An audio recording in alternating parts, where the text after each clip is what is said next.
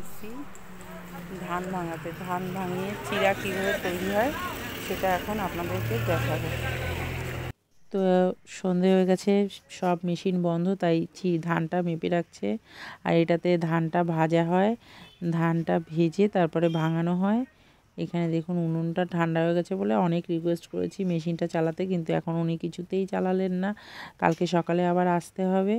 এগুলোতে ভাজা হয় ধান, সব মেশিন এখন বন্ধ। দিয়ে এই চারটেতেই ভাজা হয়, দিয়ে এই মেশিনটাতে ধান চিড়াটা কোটা হয়, ধান থেকে চিড়া তৈরি হয় এটাই, আর এটাই ঝাড়া হয়। তো কালকে সকালে আসব। তো এখন যাচ্ছি দুলালদার সাথে চিড়াটা আনতে।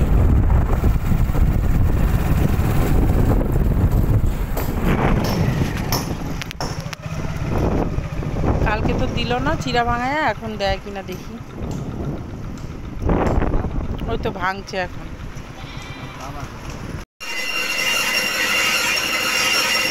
চলছে ধান ভাজা, চিড়া ভাঙা হবে।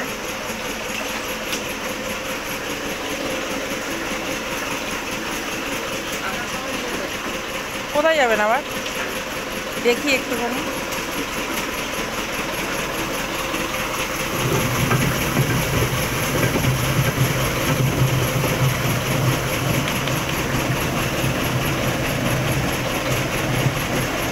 এটা কি হচ্ছে, ঘুষিটা ছাড়ানো হচ্ছে।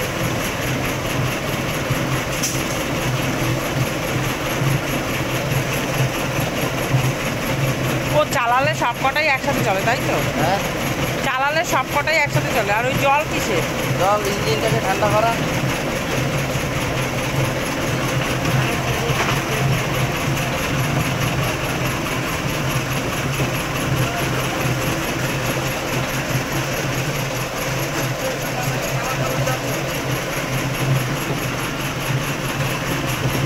হয়েও গেল।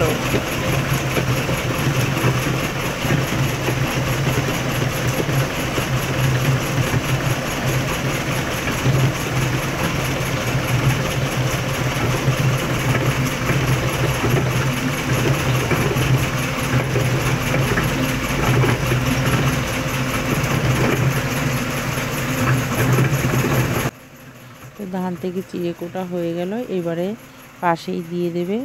পাশের মেশিনটাতে চিড়ে থেকে তুষগুলো পড়ে যাওয়ার জন্য, যে নিচে তুষগুলো পড়ে যাচ্ছে দেখতেই পাচ্ছেন।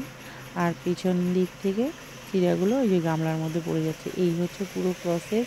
আমার তো খুবই ভালো লাগলো, আমি এই প্রথম দেখলাম চিড়ে কীভাবে ধান থেকে কোটা হয়।